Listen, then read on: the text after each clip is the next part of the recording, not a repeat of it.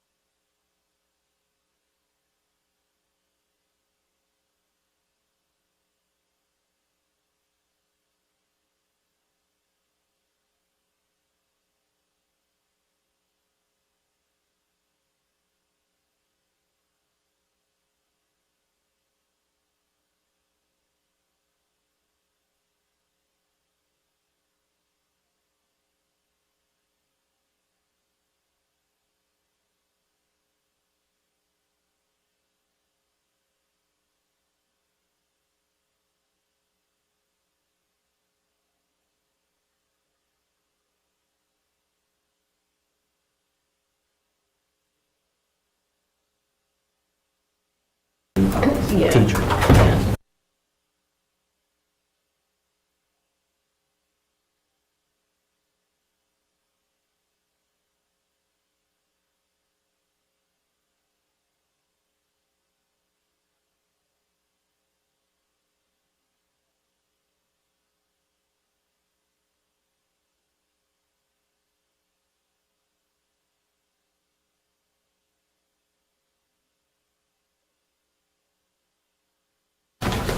Prisoner 4 is in the morning. Rock and roll. I've got one over. Good afternoon, everyone. Thank you for being here. I'm calling our policy committee meeting for March 24th to order. And the first thing we are going to do is, or the first thing we're going to attempt to do is approve our minutes from the February meeting. So is there a motion to approve those minutes? Madam Chair, I move that we approve those meeting minutes. Thank you. Second. Thank you. Ms. Gordon was the second. All in favor, please say aye. Aye. Any opposed? Okay, great. So for items 4, 5, 6, and 7, I would like for Dr. Crane, if you'll, these are very minor changes, so if you'd like to go through them all together. Sure. That's fine with me, and then I can take a motion as a group. And again, I'm talking about items 4, 5, 6, and 7. On the agenda, I've put the agenda on the screen, and this is the second time of attempting to sort of, I don't know what you call it, but beam my display to the screen so that you can see what I'm seeing, and then if we go to Word editing, I can pull that up and we can see that. So I'm going to click on each of these to take us to the materials that were included in Assembly. So for goals and objectives of the educational program, the revisions are very minor. In the first paragraph, it changes the name of the organization that does the accreditation for our high schools to Cognia from Advanced Ed, as well as it revises the legal references. You'll see some changes here to include State Board of Ed policies, another Article 8, Part 1 of General Statute 115C. Okay. Dr. Crane, I was just curious, did Advanced Ed change, or did DPI change us over from Advanced Ed, or do we know? I don't know the answer to that question, but Dr. Latin-Jowers may. Do you know, Dr. Latin-Jowers, did we switch organizations, or did Advanced Ed change its name? It's not a name change, I think we just completely changed organizations. Okay, thank you so much, and welcome. Thank you, nice to meet you. Everyone, I just wrote your name down. Dr. Latin-Jowers is our new Chief Academic Officer. Assistant Superintendent. Assistant Superintendent, I'm so sorry. Thank you. Welcome. Okay, board members, does anybody else have any questions about item 4, the goals and objectives? Okay. All right, item 5, which is 3130. For instruction, the only change is 115C-81, which was repealed, so it is removed from the legal references. All of that. Copyright compliance. The addition of one legal reference, 17 USC 107, has been added.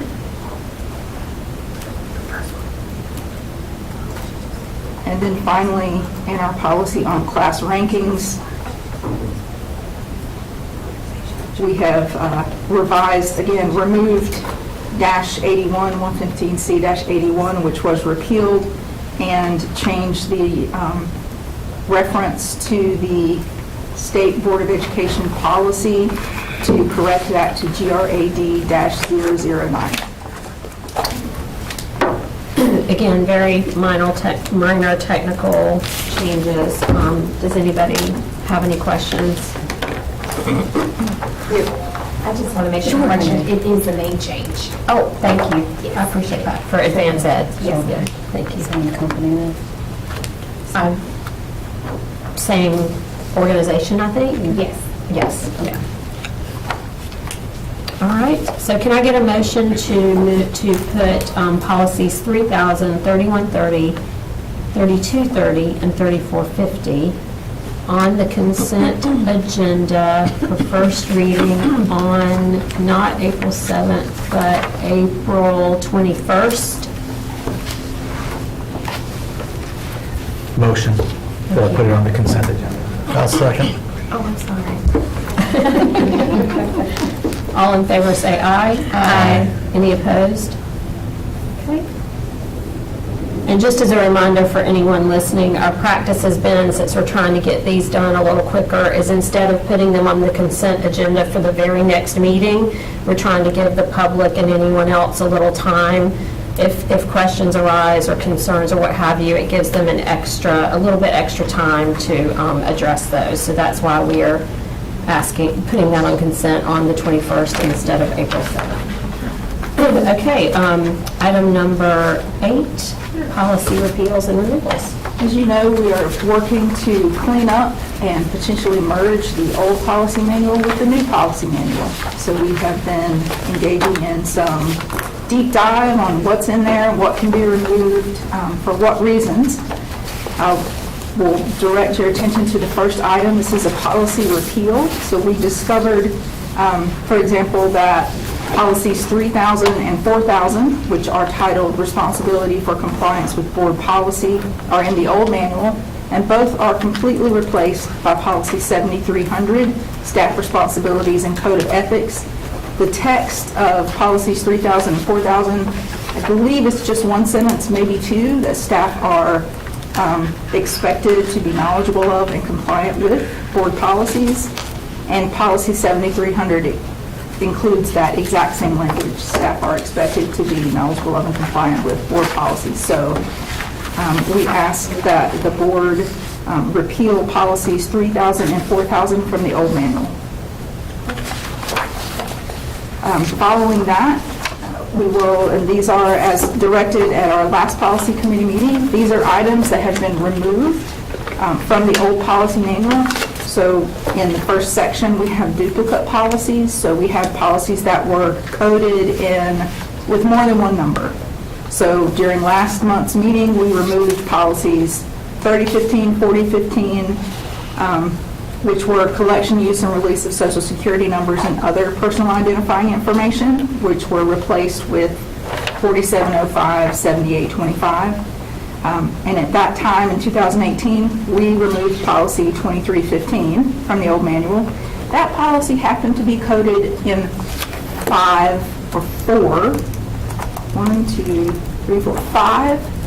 policy numbers in our old manual.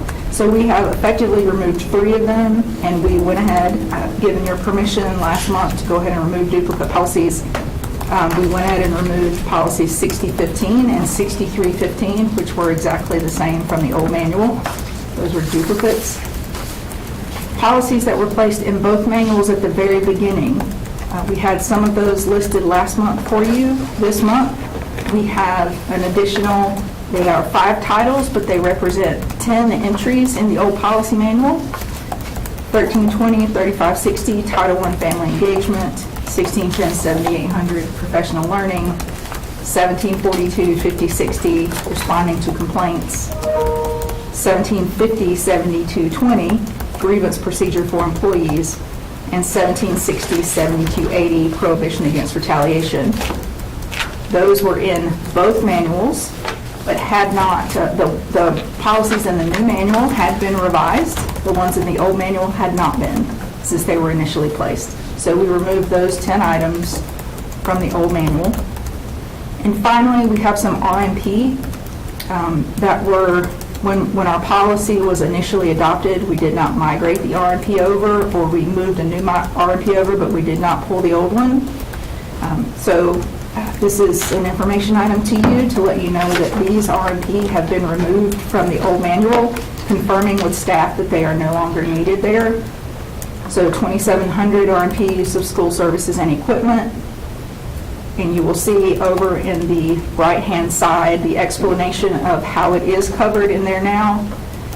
3610, 4510, professional learning teams, RMP, 6011 RMP, entrance to the Wake County Public School System, 6200 RMP, student assignment, 6201 RMP, school assignment plan, 6203 RMP, transfer of school assignment, 6204 RMP, temporary membership capping, and we did have RMP for 6315 and 6515, and we removed those as well.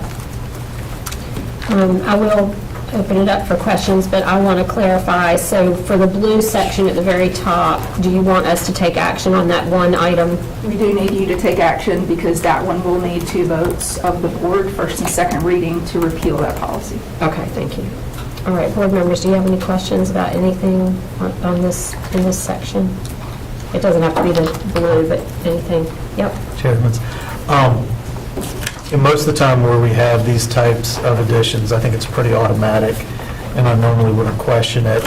Here, though, with the repeal of policies that specifically reference RMP that don't have RMP, has there been an explanation or an investigation as to why we don't have RMP? Is this something that RMP was required or necessary, intended, and it just didn't migrate? Was it decided that RMP wasn't needed? Several of those policies are significant policies that guide a lot of the district's work, and so I was just curious about why some of them may not have those types of additional, like policy and practice guidance. So for policy, for the 2700 RMP, when policy 6520 and 6521 were adopted, those RMP were effectively incorporated into new policy language, so that RMP is no longer needed. The same for 3610, 4510, professional learning communities. Our old policy was called professional learning teams. When we created new policy 3432, professional learning communities, it did replace the old policies, and the RMP was quite minimal and did not. Specifically, I was thinking about like assignment and admissions and some of those policies. I confirmed with staff that much of the RMP here was included in new RMP when those policies were adopted. Okay. So there is RMP for 4100 and 4150 RMP. I believe there's policy 4100 replaced the RMP, was not needed because some of that language was incorporated there. And for 4150 school assignment, it incorporated an additional RMP. So we have a 4150 RMP. We simply did not pull the old RMP down. I did confirm with staff that the RMP were not needed. That was my question, because for especially these with school capping, assignment, Yes. they're policies that we use, they provide a lot of guidance, we look for Yes. consistency. Yes. And as opposed to, well, you merge 2 policies and the RMP for one could encompass the other, where I didn't see that explanation, I was curious as to why, because we don't have like an RMP manual that we can go to check, so I appreciate that. Sure. Anybody else? Any questions? Are you satisfied with this level of detail, or would you prefer more? Oh, I'm fine with it. So I think it's sufficient. I really appreciate it, both for us and the public. I find it easy to understand, but if I want other board members to chime in, if you feel like it's insufficient, or too much, or... Great. Okay. I think it's very transparent. I want to be as transparent as possible. We want to make sure that everyone knows we are not simply pulling items out of the old manual for the sake of stepping them out. Right. We are making sure that we cross-reference migration documents that were given to us. Sometimes that information included policies that were replaced, but in another chart, for example, that old policy number simply has delete redundant. But that information wasn't included in the migration notes. So my suspicion is that my next iteration of this is we're going to be pulling some policies that our notes say delete redundant that weren't mentioned in our migration notes, and that will involve me and appropriate staff making sure that we didn't miss anything when we did that migration, and it really is okay to pull these down. So understanding that policy 7300, I'm looking at the blue at the very top of your document, replaced policies 3000 and 4000 from the old manual. Is there a motion to allow staff to repeal 3000 and 4000 from the old manual? Is that a good way to word the motion? Yes.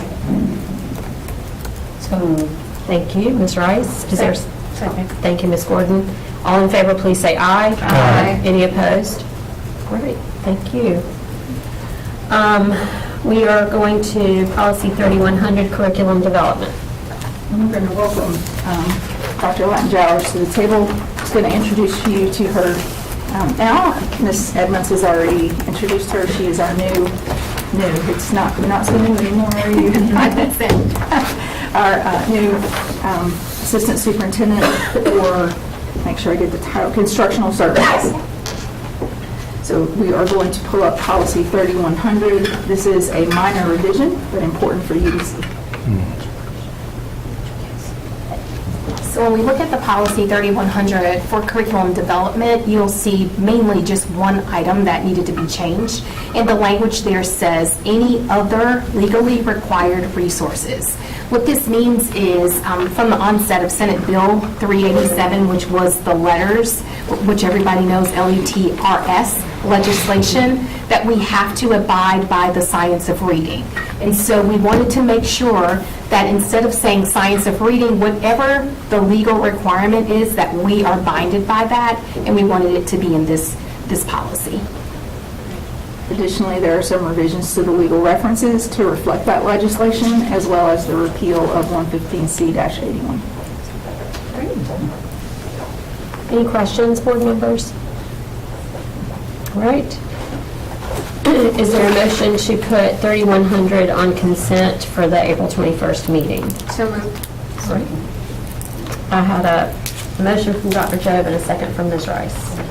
All in favor, please say aye. Aye. Any opposed? And Dr. Crane, let me ask you, for the policy repeals, for that one that we just did, is that also a consent item, or does that need to be on action? We can do that as a consent item. Okay, so, Mr. Ramey, do we need to redo that motion, or is it okay to? I thought the motion was for consent. It was for consent. I believe it was. You Okay. entertained the motion for consent. All right, I don't know that I spelled that out like I had the other two. But I think it was just- clear enough for the All right, minutes, then. yeah. Thank you, I appreciate that. Congratulations, Dr. Latin-Jowers, on your inaugural policy appearance. Now we're going to shift over into R&P. Typically, we might handle R&P in a different, So I have 2125 next. I'm so sorry. That's okay. I am so sorry. No problem. Yeah. We are revisiting 2125, 7315 confidential information, because at last policy committee meeting, we had some questions that went unanswered about new legislation regarding the release of confidential information. Staff went back and added some language in consultation with our council. And so in the beginning, we made clear Wake County Public School System employees and Wake County Board of Education members, et cetera. We are specifically talking about Section C, which had to do with data identifying a person as a supporter of a nonprofit organization. In a deep dive into the text of the statute, was able to identify that this really is about information that is in possession here, and we added this language in blue, language that is in possession of the Wake County Public School System, including employees and board members. For example, we're talking about nonprofit organizations. We have a strong relationship with Wake Up and Read. And Wake Up and Read has strong relationships with numerous nonprofits. It is likely, I do not know this for a fact, this is my example, it is likely that Wake Up and Read has access to many nonprofit supporter lists, donator lists, staff lists, contributor lists, etc. That information is in possession of the school system and cannot be revealed by the school system unless that information, or the board member or any employee, unless that information is already available publicly on their websites, in their reports to the state about contributors, in their 990s, etc. This is the kind of information that we're talking about. If the board would like further language about that, in the statute, it spells out what the requirements don't apply to. And the language here below that paragraph in blue comes directly from the statute, that the requirements don't apply to any reporting or disclosure required by Article 22A of Chapter 116.3, which is about political campaign contributions and expenditures. It's probably the most relevant of the exceptions. A request for personal information in litigation, the submission of personal information as relevant evidence in court. Number 4, the disclosure of personal information that has already been released to the public by the person or the nonprofit. 5, disclosures to the Secretary of State that are required by statute. And the last 2, responses to requests for information from the Attorney General and as otherwise provided in that new Article 18 GS 55. I think I butchered that, but. Does this answer the questions from last month? And are you satisfied with all of this language, or do you believe just the language in the first paragraph is sufficient? And I'll let Mr. Ramey weigh in. I just wanted to echo what Dr. Crane said. This second paragraph that's in blue that lists all the exceptions, that is the law, but we don't need to spell it all out here. If you all think that's too complicated, we can just reject that paragraph, go back to except as otherwise provided in GS 55A, which is the original NCSBA language.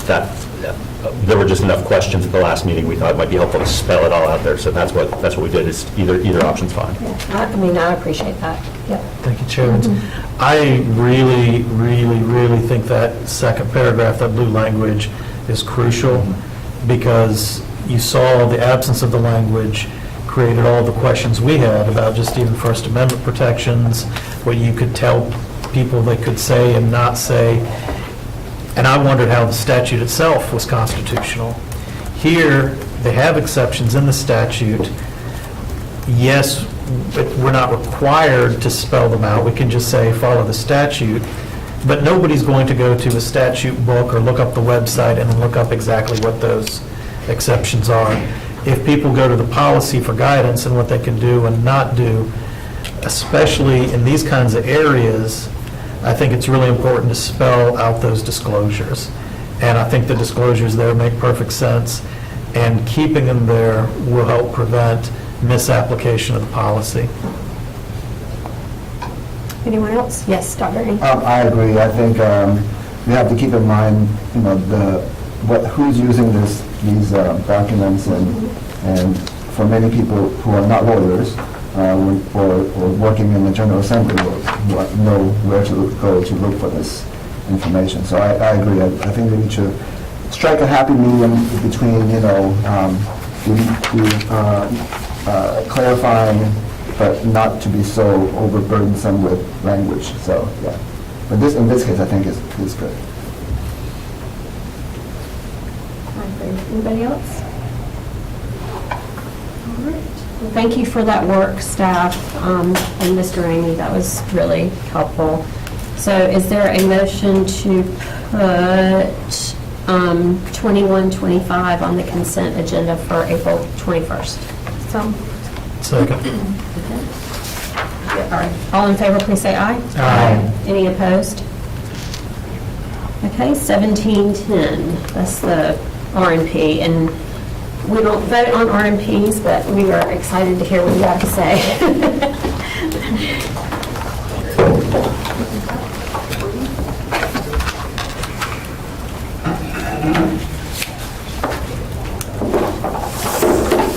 I will go ahead and address that these revisions apply only to the employee part of Title IX, not the student side of Title IX. So we did not ask Dr. Gia to be with us today because these revisions are really on the employee side only, not the student side. Okay, as you shared, this is for information, and so we have a couple of changes to this RMP. First of all, on page 7, we did recognize a typo. So you can see there was an extra I there on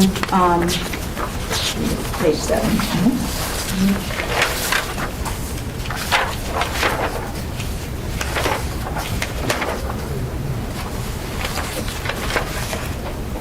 F1A Part 2. You can see that there was an extra I there, so we just marked that out. Page 7. Yes, on page 7. All right.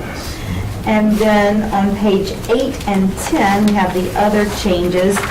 And a year ago, we added a position. We added a Director of Investigations to Employee Relations. So we have 6 investigators, mostly for conduct reviews, discrimination, harassment. That group of people, they investigate those types of complaints from our employees. And so we added a director to help support that group. And in the past, when we had a Title IX complaint, there would be one of the conduct investigators to, do part of the work, and then the senior director was listed as the investigator, and then the assistant superintendent was listed as the decision maker. So by adding that other layer of leadership, Director of Investigations, currently that's Jerry Griffith, he's also been here to present to you before. He would be the investigator, and then I'm listed as Senior Director as an option for the decision maker. And so we hope that this will help with efficiency and be able to complete our Title IX cases more efficiently by adding that extra layer. And so those are the changes that you see on page 8 and page 10.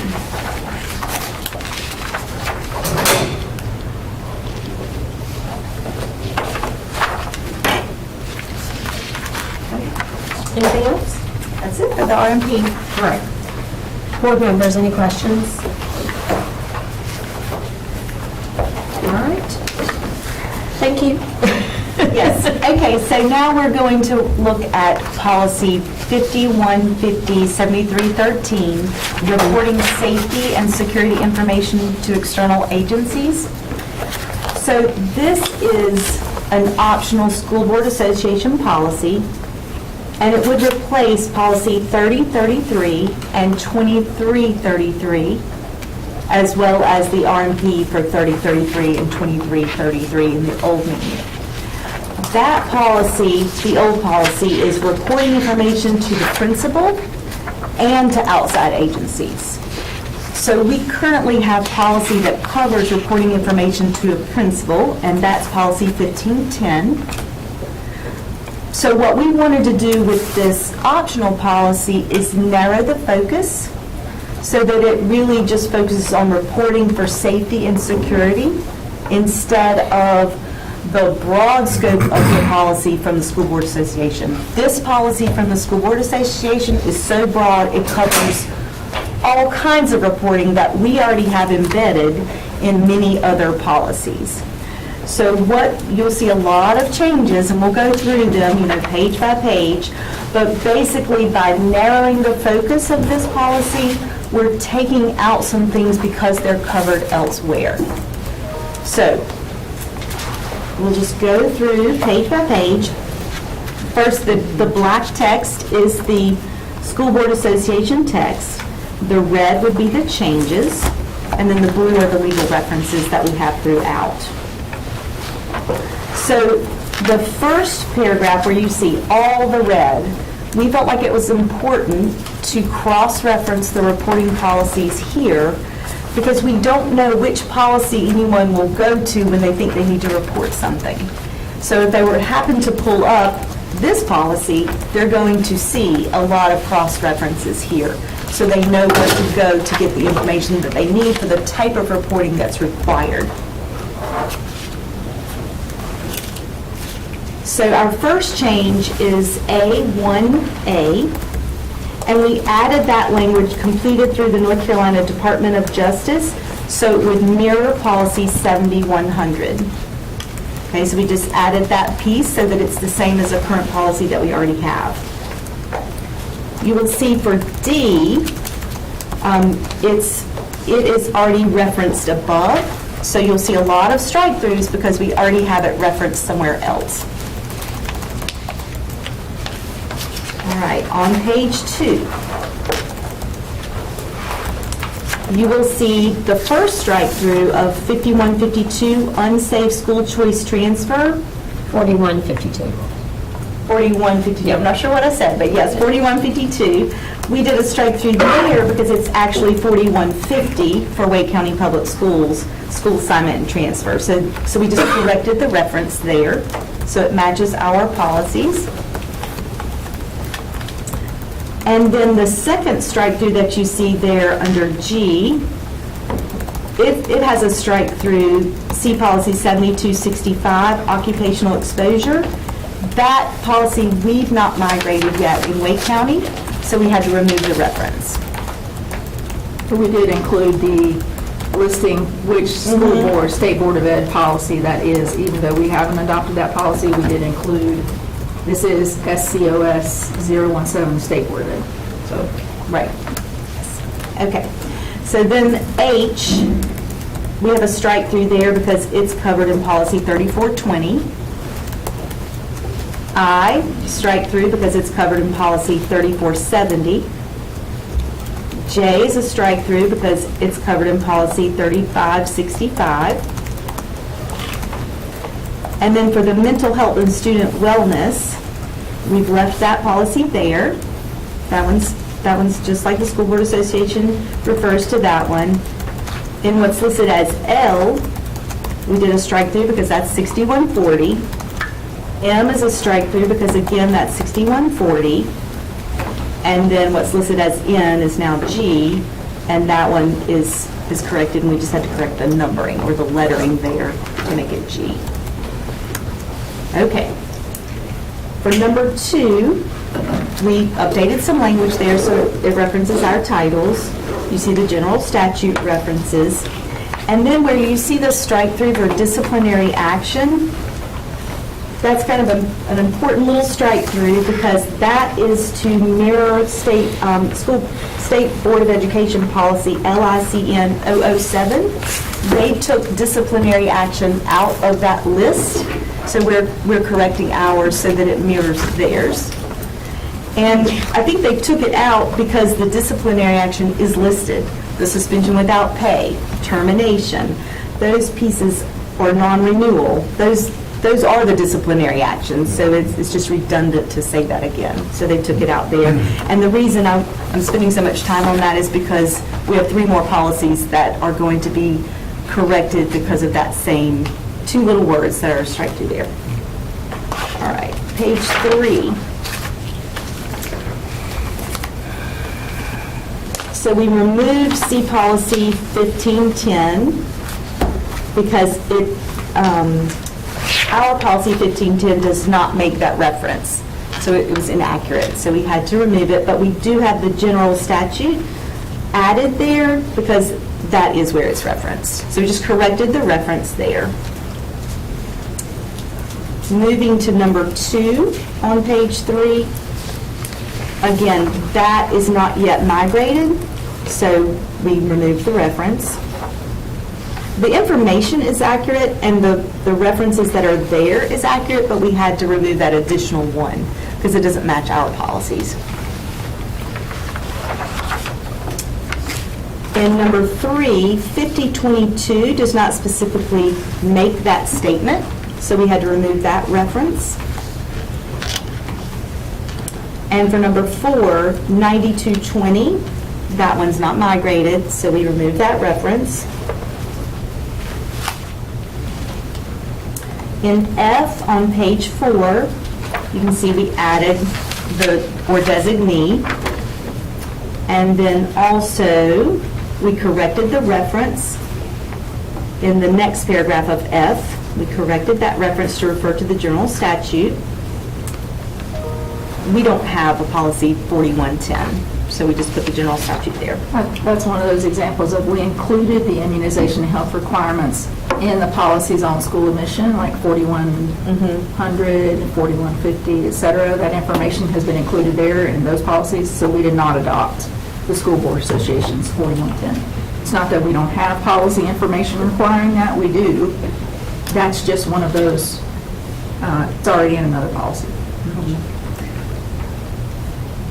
In G, you can see we added County Public Health Department, and we added designee, and WCPSS Health Services and Public Health Department, so just some clarifying language there.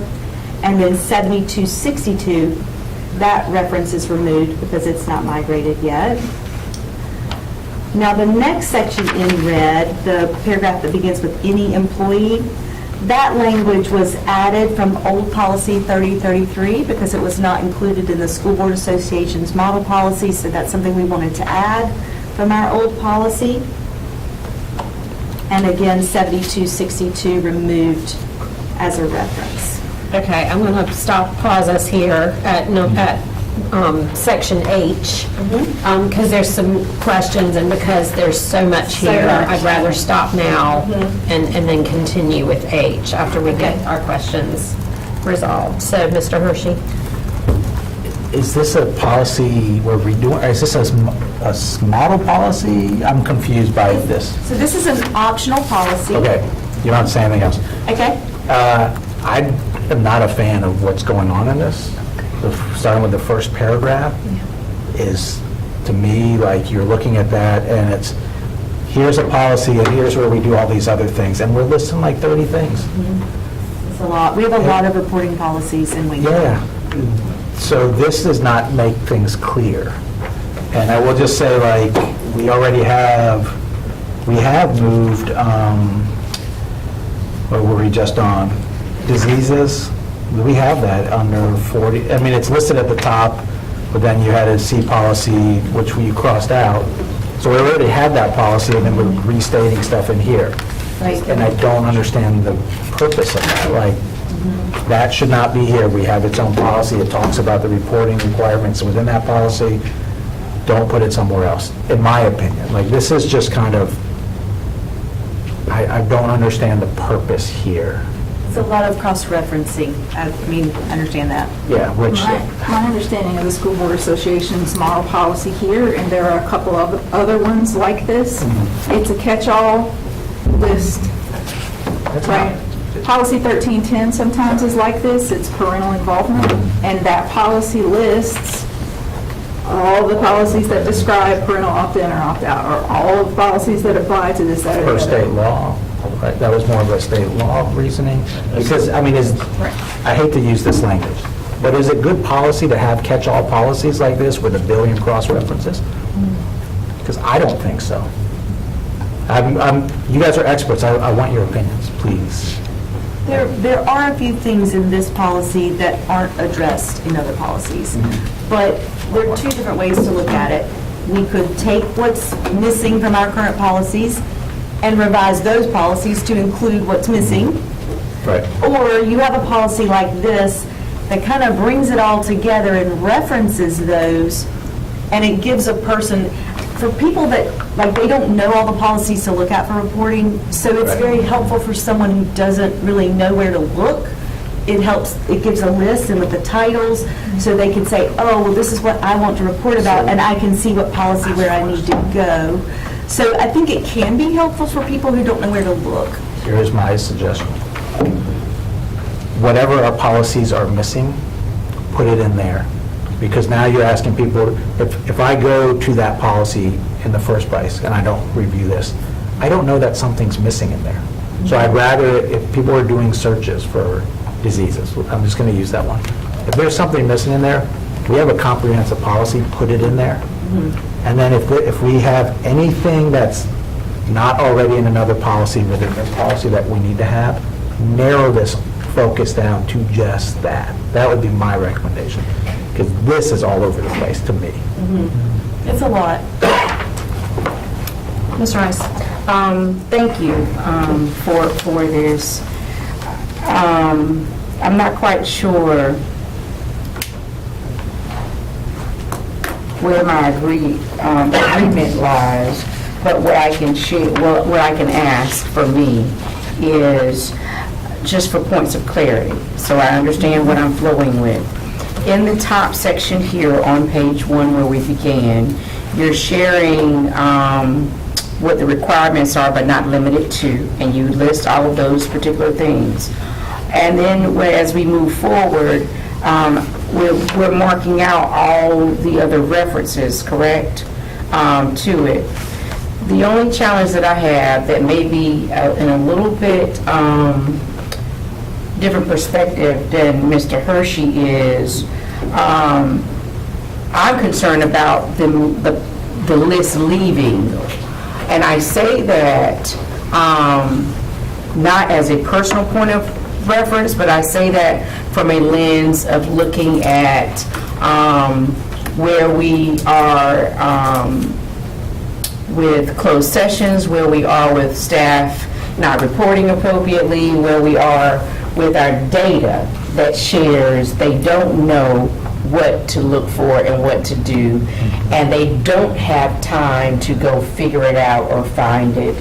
And it needs to be clearly written in policy for them, specifically where to find it, even if it's a list of multiple things, because multiple things occur, because when they don't have it readily available, it ends up at our desk at a closed session because they don't know the policy or it's not laid out plainly enough to avoid incident. And I think I hear that's what you're trying to avoid in a manner that's in policy so that staff is reflective to make it easy for them. I think that's what I hear. Not so much as it's not laid out aesthetically pleasing. I think I hear we're trying to make sure staff has an easy, accessible space to say, oh, this fits me, this is what I'm looking for, and this fits me. And you don't quite know that unless you're a principal. We see it through a board lens overall, and we think we're making it simple for them, but the truth of the matter is our staff don't know what stuff is and what policy is, and sometimes don't interpret it very well when it's literally right there what it says, and then they still charge kids or don't write up children appropriately. And so I think that's what I'm hearing. Please correct me if I'm wrong. And I hope I'm making myself plain, but I'm more on the side from what I recognize, just data-driven wise, so staff can make the best decision. They need to see exactly what their options are and their choices are, even if it is 20 different items, so they can get it right, so that it stops, so that we can stay out the weeds. I don't want to overturn and do things that clearly policy says it is, and I'm looking for more of a plain language, so I'm a little concerned that we're marking out all of this stuff for them versus putting it in a cluster there. Some stuff, just data-wise, it's just not, they need it plain and options so that they don't try to make it their own RMP, but it really is exactly what we're asking for to happen in policy, and give them tools to use policy to make successful outcomes for students, even when students make mistakes, because they're being trained in the way that they should go. It doesn't mean that they already know how to go. So, and this one being titled Safety and Security Information people would likely just go here if they need to report something, and then they could see all those options. Where they might not know to go to, drug and alcohol testing of commercial motor vehicles, they might not know to go there to report something, but if they see it listed, they could, maybe see there's more information. Mr. Hagy? Yeah, and just to that point, I mean, I understand that it looks repetitive, and I understand it's like the argument that it's not necessary, but when you do have employment law, one of the things that, when there is a problem, that you look at is, did employees know, should they have known, how available was that information? It's why there's like wage and standard hours posters are put up in break rooms and things. The information's out there. There's no requirement that you have, it shouldn't be required that you have to post it in all these different rooms, but we do, because that way there's no excuse for someone not to have known what their responsibilities are.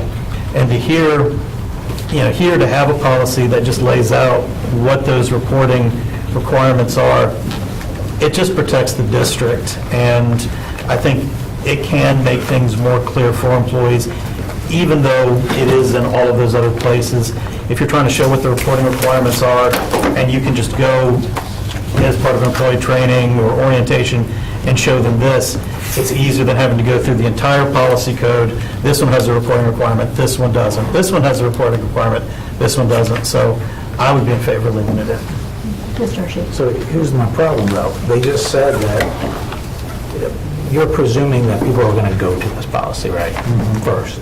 But if they don't, and they are sitting there saying, this information isn't in those other policies, how do they know to then look for this, right? Yeah. And so, if you have this, that's fine, but to me, it's got the individual policies also should list it, even if it means we just go back and we put it in each policy, because we just don't know who's going to search what and come to what first.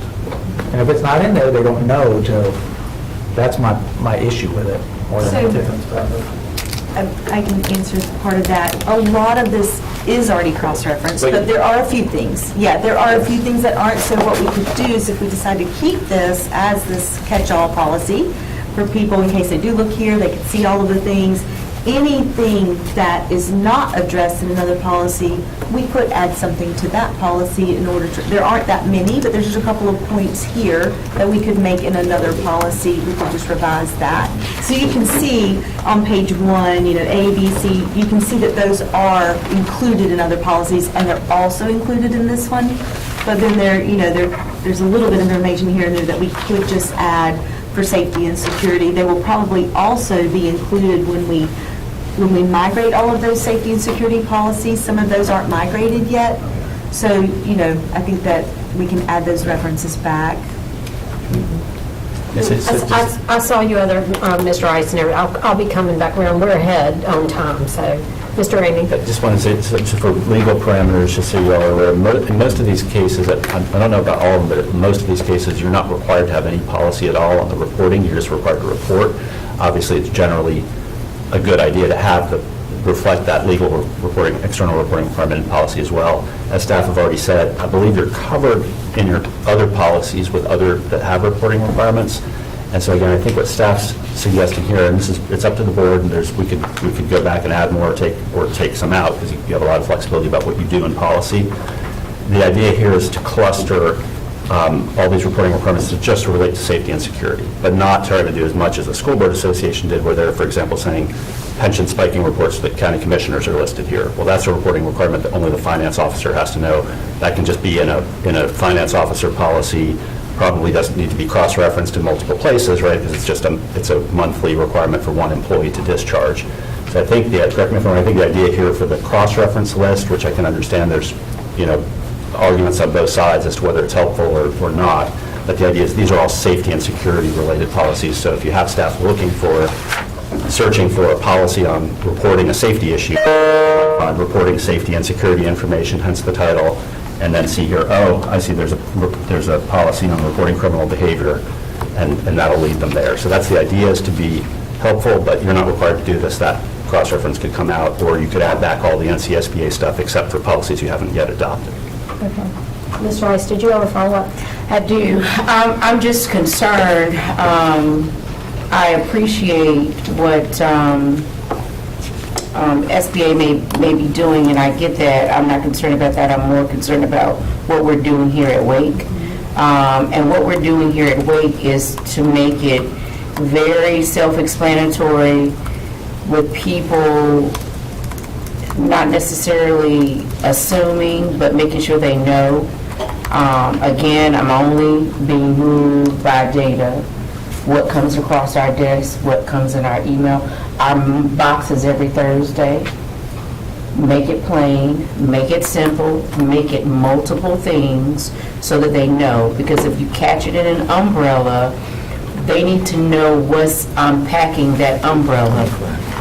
Because they may not know what the safety is. Different things means different things to others, and people perceive what they perceive based upon their own lived experiences.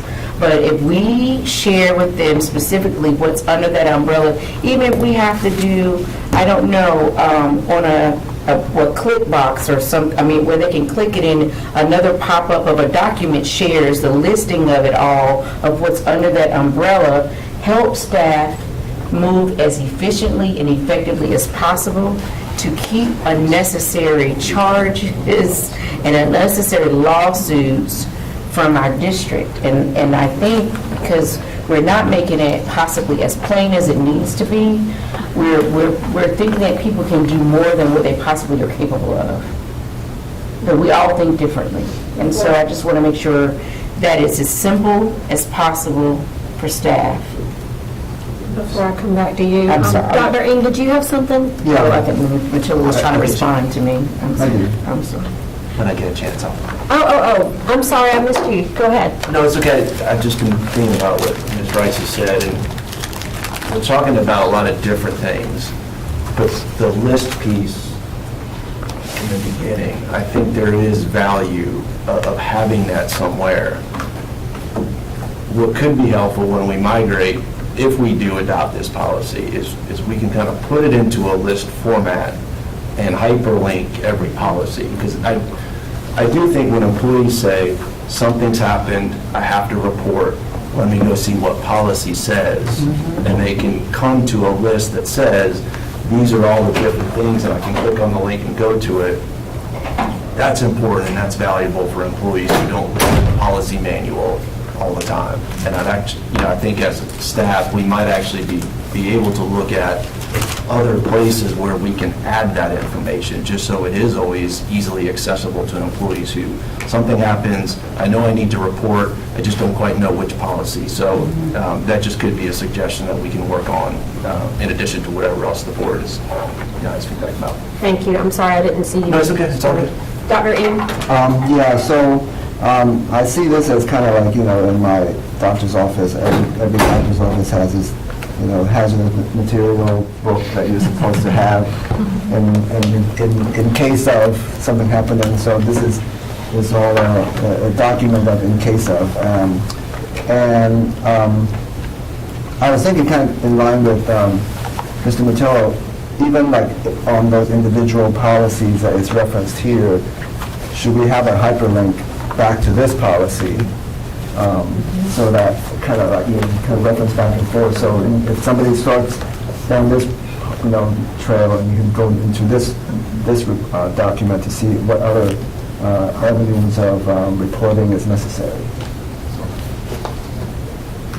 I really like Ms. Rice's idea, having the hyperlink, and Dr. Ng's follow-up on it. It makes a lot of sense because it allows you to kind of spell out a bit more and make this less how it is. But I do have a question and maybe a potential suggestion for some of the language, though. It says, other policies addressing reporting requirements include but are not limited to. But Mr. Ramey just said that these are really focused on safety and security. So should we have language that says other policies where safety and security information reporting is required or something, are as follows, or something like that, because if we're saying not limited to, that means, are we excluding things on here? With that I mean, that's what that language says to me. So if we're trying to focus it on, to Mr. Ramey's point, safety and security information, and not, does that make sense? My only hesitation in removing not limited to would be if another department has some kind of reporting feature and they add a policy, and you know, would we remember to come back? I mean, because the policies are so vast. If you don't build in some language like that, you could get caught with having not listed something. And I just feel like that. That's fine. Yeah, I would just be worried about that, like, for future reference. I mean, I know we've looked at policies that haven't been looked at in 40 years. We're just, you know, so the policy manual is so massive, I feel like we should build in that language to protect ourselves, basically. Dr. Jones? No. Are you sure? Ms. Gordon, do you have anything? Ms. Caulfield, did you? No, I think I like the idea of kind of spelling it out so it's a little bit more organized. And then my only other concern was the cross-outs, but you answered that in the beginning, that it was cross-referenced elsewhere, so that's it. The highlighted ones here in this paragraph are the ones that have been crossed out further below, right? So if below in the body of the policy, we removed 1310, parental involvement. We removed 3420, student promotion and accountability. We were right, so there, we did, the text or the references to those highlighted policies below have been removed since those aren't safety and security policies. And we can, Mr. Hershey, there are, we were just talking down here on this end of the table about there are places where reporting requirements are listed for staff. It's in the employee manual. It's in some of the beginning of the year training that's required on reporting based on, now I'm really talking about your job. So tell folks where these things are. They are, the employee handbook has been grouped with many of the reporting policies together, and cross-references between reporting policies. And our annual employee training does emphasize the mandatory reporting requirements and links to those in the manual reporting brochure that has everything in there. So we're trying to give as much of this information as possible. I thought it was important that you hear that information is already shared with employees in multiple places and at beginning of the year mandatory training and in the employee handbook for reference. So for employees, that's good, right? Like, we want you to know that we're Set everyone up for success. Right. So we won't be taking action on this today, so let's just continue. We were at Section H, Department of Public Safety's Division, I believe. That's where if you want to continue, please. Yes, and could I ask a clarifying question on one of the suggestions, just so I'm clear? For this list of policies, I'm unclear if we want to have, please click here to see a list. And that's all that's there, is please click here to see a list? And then we click and we see, or did we want the list still visible but linked to the actual policy? It would be my preference that the list is visible and with links to those policies. I just want to make sure I was clear on what. It takes away any ambiguity, you know, rather than see a list, because you may or may not, you know what I'm saying? Right. I would rather it, It's probably helpful to see the titles. yeah.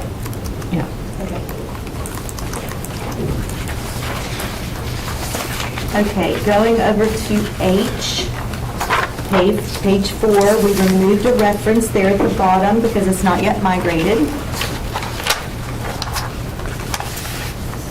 Page 5, we removed J because that is in policy 6402. We removed K and L because those are not yet migrated policies.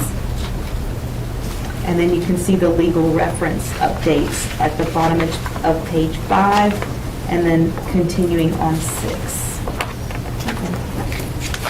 So I'd like to bring this back.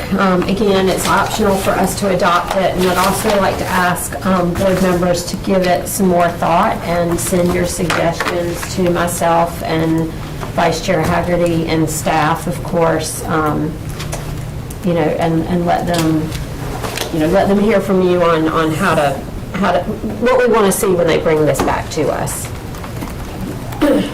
All right. So next I have 4040 staff-student relations. Yes, the next 3 are very easy.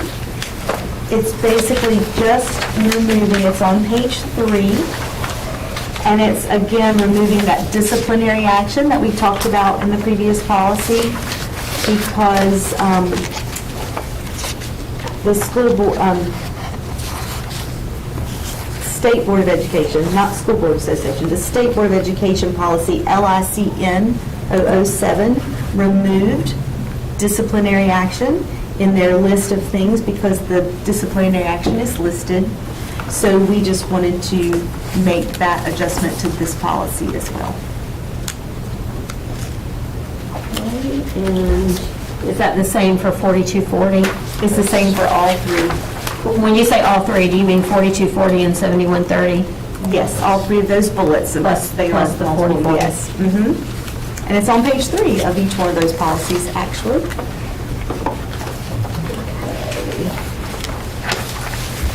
feel like I found a typo. This is just a typo, but in 4240 on page 3, section D, it says about, I don't know, the 4th sentence, it says, in misconduct resulting in termination. Yeah, I saw that too.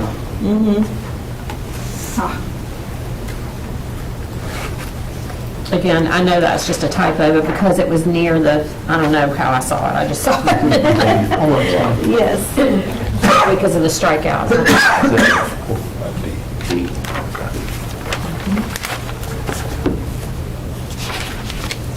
And then in 7130, also on page 3, it's the same changes, taking out disciplinary action and changing the language to suspension without pay.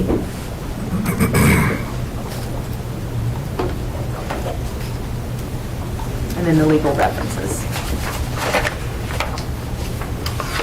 Any questions on those 3? All right, so with regard to policies 4040, 4240, and 7130, do any of you board members have any questions? Okay. Is there a motion to put 4040, 4240, and 7130 on consent for April 21st? So moved. Second? All in favor, please say aye. Aye. Any opposed? Okay, as it's only 2 o'clock and we cannot start another meeting earlier, do we want to go back to 5150 board members and work on that together with staff, or do we want to have them bring it back? Do you want time to think about it, or what's the will of the board? If we have staff here and they're prepared, I don't mind doing that. That is a suggestion. Okay, I mean, because we can't start student achievement Yeah. early and certainly not the other meetings, so, yes. I would like to make a suggestion for the point of well-being, that we at least stop at 2:45 to allow people 15 minutes to refresh themselves Sure. and get themselves together. Yep, I'm good with that. Huh? 2:30? I'm At teasing. least 15 minutes. All right, so I think we know we've got a suggestion to put it, and I didn't say this, but we talked about a list, but I'd like it to be more of a list format rather than grouped together in paragraph format. I think that'll be easier for the user. And we'll link them. I mean, that's what it's here for, right? Oh, yes. Right, with the links. Directions. We can try, right? We can see how much we can Absolutely. get And done. then you can see how it's going to look. Mr. Hershey? So So one suggestion I would make, and I'm just going to use my 42 reference, is kind of, it's trying to match the language, a policy we already have to this. And I'll give you the example is, we say the principal/designee must report suspected cases of reportable diseases. In the policy we have, it says, let's see, oh wait, I just had it.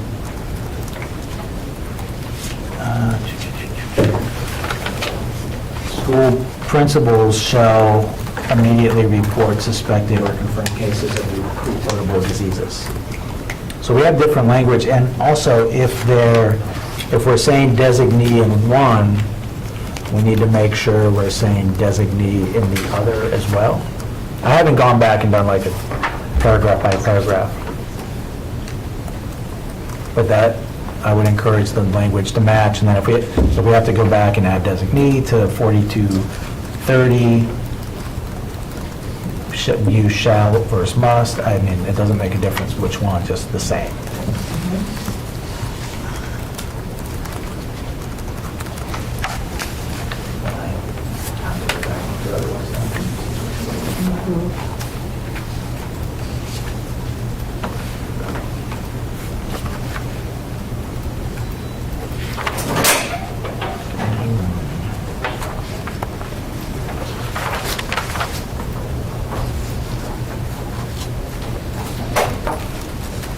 Mr. Ramey, do you feel like this, as far as safety and security is concerned, that this is a comprehensive list? I guess I share staff discomfort about saying that too squarely, because just what worries me is that in a particular case, some other policy may have some safety implication that wouldn't be immediately obvious on the face of the policy. I'm not thinking of a specific example, but there could be some policy that says, report such and such to the state board. We wouldn't normally think of it as safety related, but in a particular case, it may be. Right. And if we say this is comprehensive and no other policies address safety reporting, that might turn out to be inaccurate. So, forgive me, I did not word that very well. I was more looking for, can you think of any that are not listed? I'm not suggesting that we do away with. No, I haven't done this, the deep dive that staff have, but I know they consulted with my colleague Melissa Michaud on this list. Yeah. I feel this is pretty good. Okay. But no, I agree with leaving that language. Yeah, I thought you were referencing the including but not limited to. That it would worry me to take that out. That was my fault, sorry.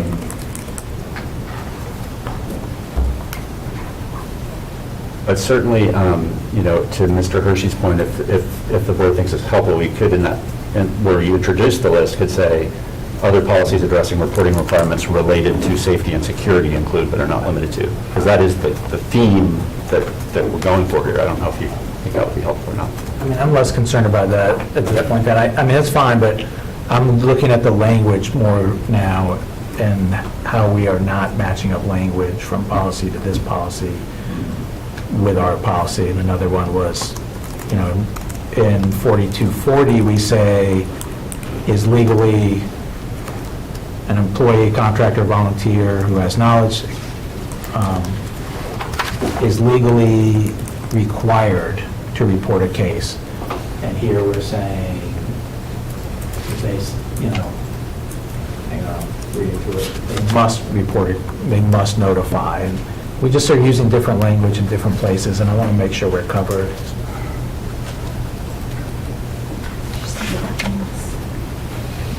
With the one you just referenced, which paragraph is that one in, or which page? Let's see, child, hang on. Well, I was looking at policy 4240, section B. I was trying to match up the section in here that you're referencing in F, for instance. Because there's a lot in the individual policies, and it's a lot less in here. Yeah, I think, Mr. Hershey, what you want us to do is go through each of the policies that are referenced. And if we say something about it in 5150, Yeah. we make sure that language matches what is in the other Correct. policy. And we can go through and either Yeah. change what we have in 5150, or, change the other policy. We'll confer with other departments, because a lot of these cross-references aren't really HR policies, but we'll confer with other departments to make sure they can support those changes. That's exactly it.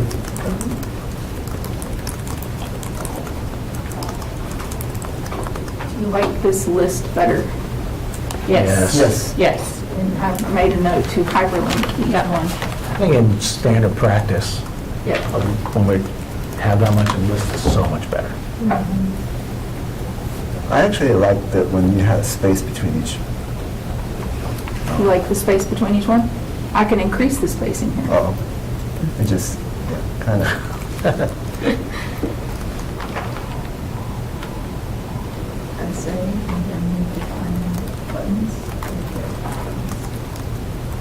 What's bulleted list? In general, are you supportive of us continuing to strike the policies that have not yet been migrated? I think so, because I don't want to confuse the user. Yep. The only alternative would be to quickly adopt those other policies, right? You can't have a cross-reference to a policy that doesn't exist. So I think Right, that has to stay, Right. unless you want to hold this and fast-track those other cross-references. I still want this to come back. I just thought we should take the opportunity, since we're here with so much time, to try to get as much done together as we can. Yes, Mr. Hershey? For a procedure for this, if we're going to migrate a policy and then add it to this later, after we've already, let's say we've adopted this already, this doesn't need to go through first and second reading again every time we add a new paragraph? Yeah, you can waive second reading, but it would be a substantive revision to the policy, so it would have to come back to the board. I mean, that's fine, if we're going to bring a bunch of policies back, then we're going to Yeah. put this up about 10 times, it seems like. Well, it might not be that many. What we could do, Mr. Hershey, to that is, when the new policies come up, we could just put it on the précis for that policy, that it would include an insertion of a cross-reference in this policy, so you can just one action item, you adopt the new policy and you plug it in there Make too. it automatic. Yes. Yeah. We'll just have to try to remember that for the abstract. for précis. And when you say the ones we haven't migrated yet, are they in the old manual? These would be NCSBA policies that we haven't got to yet, like 9,000. At all? So they're not anywhere yet? Right, these are policies that you don't have in any form right Got it. now. Okay. Yeah. We could have some old policies that have pieces You of might have some them. overlap. Right. It's I not a understand. complete transfer, yeah. Yeah, no, I think I agree with the striking of the ones that we have not. Yeah, I think we can also take a look, but tell me if you don't want us to do this work, is some of these strikeouts that we put because our old policy didn't reference that particular piece, we can go back and look at that policy to see, should we add it, and be able to keep that reference, and we can bring that back to you as well.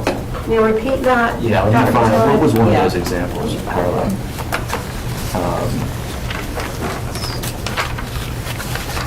What I heard you say, and I don't know that this is right, is that we would be revising policies in the old manual that we intend to move to the new manual, and that sounds, Yeah, I didn't mean the old manual, I think I meant the cross-reference. Yeah, one of them is at the top of page 3. So the model policy said C policy 1510, and we did a strike through because our policy 1510 does not refer to the Center for Safer Schools in this way. So we just linked general statute there, referenced general statute there, because that's the reference for that language. Our policy doesn't have it. So what we could do is go back to 1510 and add that language in there, and then we could keep the reference and wouldn't have to add the general statute. So that's what Dr. Matilla was referring to. There aren't that many in here, but that's one example of what he was referencing. I think it's sufficient to list the statute, but to Mr. Haggerty's point that you made earlier, who's going to click on the statute? I'm find out what they need to do. Yeah. And that's why I think it's relevant. This particular example, this is a superintendent reporting obligation. So to me, there's a difference between, reporting obligations that would fall to teachers, principals, assistant principals, and the superintendent who's, has legal requirements that fall upon him. So, the only relevance here is would Dr. Taylor click through to the statute, and I presume he would, or he would ask us for what the statute requires of him. It's a very specific reporting Yeah. requirement Yeah. there.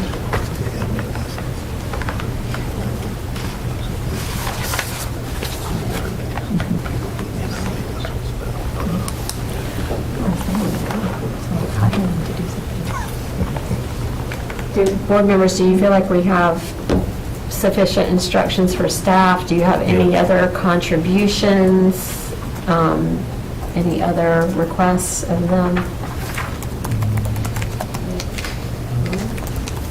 I do have an update that I can provide for you on the old policy manual and the merging of the two. That'd be great. We are Yeah. sufficient, happy here. Yep, that'd be Happy great. here? Okay. I did speak with Kendra Hill over at the North Carolina School Board Association, who is intimately familiar with our two policy manuals during her time here prior to Carla in her current position. Kendra was in that position as well. With regard to our two manuals and the merging of the two to have one manual, we talked last time about what would be required to notate a policy that gets merged over as hasn't been, basically it was in the old manual, we're putting it over here right now. Let me get my email from her that she sent that explains this. They have done this before for another district, and when they did that, they determined the anticipated numbering that an old policy would have in the new manual. They pulled those policies over and gave it the anticipated number with an asterisk and a parentheses with the name of the old policy and that number as well. So it might look like we currently have, let's show this because we can, since we are.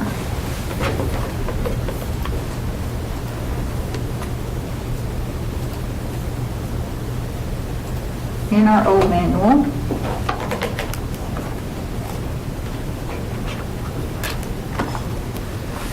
and it's nice and clean now, there are only 6 policies in the 1,000 tab.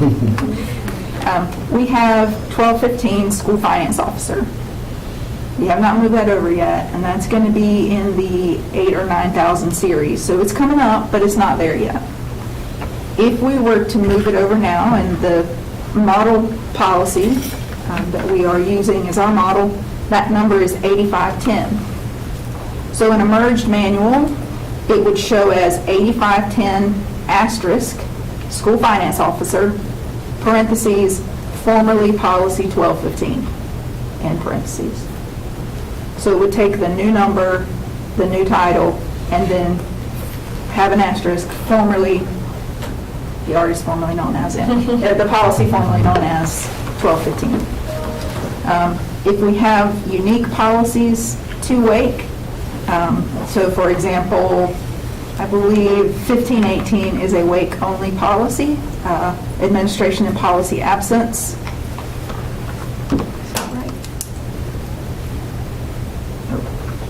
It's not that one. It is 2155. This is a WAKE-only policy. It dates to 86 and 88, that the superintendent and board attorney are authorized to negotiate terms and conditions of a contract to purchase real property. Once the pursuit of that has been agreed on by the board, any contract to purchase can be negotiated, but shall be conditioned on final approval by the board. This is a WAKE-only policy. It doesn't exist in their model policy language, or in their model policy manual. So it would move over. They would give it an appropriate number that fits where it belongs, right? And then it would have an asterisk by it. So This one actually can go over into the 2000s because it has to do with the board and the superintendent. So it can go in the 2000s, but it would go as 2155 asterisk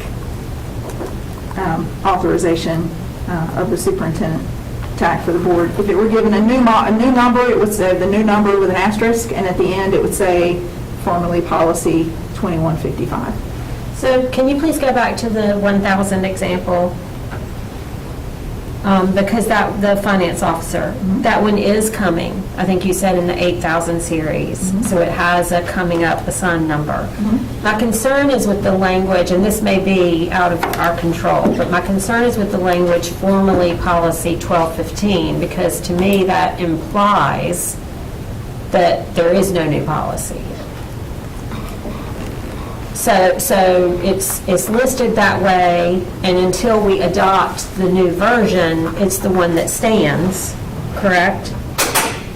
You could also use an AKA, also known as, Or something. right? So that to indicate this is not because we don't have one, or that this one. Or even is- defining what the asterisk is, like on each page, like, you know, this is, whatever the language is, this policy is to be migrated in the, you know, whatever.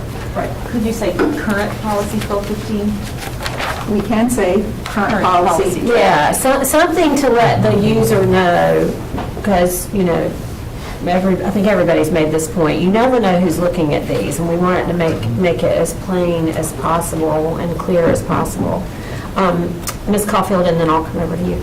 So I was just going to suggest, rather than putting additional title in there, it might become a little bit confusing depending on, you know, who's reading it. If we just do an asterisk and then at the bottom, how at the bottom of the policies, we usually list all the statutes, put the asterisk there with the explanation of either form of policy or however it was rewritten. This way the title still stands as what it is, and it keeps it clear what they're looking at. But if they needed to reference it, they could look down at the bottom and see it. Included in the body of the policy. Right at the bottom. So it's kind of like a footnote more than it is the title. Just to keep the language clear that this is the name of the policy. But if you wanted other reference. Right, Dr. Ing? I haven't decided which one I like better, but I do like the idea of having kind of built into it basically a placeholder for ourselves to remind ourselves we have more to work on. So I do like that idea. And I'm elated that we can put it in one document. Yeah. And I'm very confident in all of our abilities to make that happen. Just as a report out, I believe at this time, we have, between last meeting and what you approved this meeting, have moved or removed 51 or 53 items from the old manual, either RMP that we pulled or policies that were posted duplicately, et cetera. And I think the easy stuff has been done, right? I think now we're going to be moving, this was the cream on the top. Now I'll be moving into looking at not noted in other places that these policies were supposed to be removed, but says in our notes, delete redundant. So I think there will be more repeals coming unless staff was able to remove this because we identified errors prior in pulling things down. Okay. Kendra did let me know it would take a couple of months for them to work through this and get it kind of set up. And I said, okay, it's going to take me a couple of months to move through the rest of these items in the old manual to make sure that we have removed everything we need to or can prior to moving things over. I would like for it to be as clean as possible, all the chaff, if you will, from the week before we move it, so we don't have to do any of that. But I think it's optimistic to aim for the beginning of the traditional calendar school year. I know we may not, a few months, we may not make the year-round start, but we might make the traditional calendar start for the new school year. So thank you, Dr. Crane, for working through that. Sure. Did you have anything else? I believe Dr. Crane, if you could, at this point, with the migration, what are the number of policies left we anticipate that have to be migrated? Because I know we kind of, I don't know the clear number. I do know, that since you're all sitting here and can show you this, in the model policy manual, and this is the School Board Association's, the model that we're working with.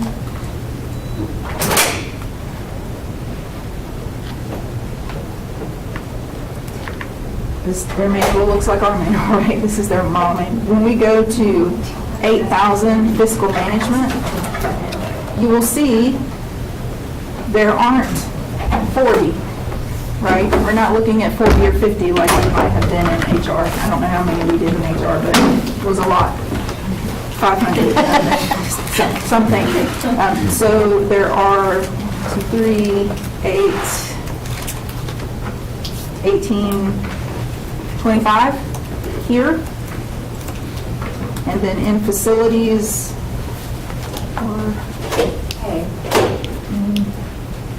20 here. How those map to our current policies and the number of things that we are going to have to combine with our existing language, that's the work that some of our finance staff are doing now, especially I think next month we're going to be bringing 2 9,000 series policies on change orders and some of the finance functions of those things. So we are going to go ahead and begin some of the 9,000s that will replace multiple in our old manual here. This is where we still have, you will see, we still have 30 or 40 policies here. And many of those may be just a couple of sentences each, and there may be 3 or 4 of those that get subsumed into one model policy, or will be deleted because it's redundant.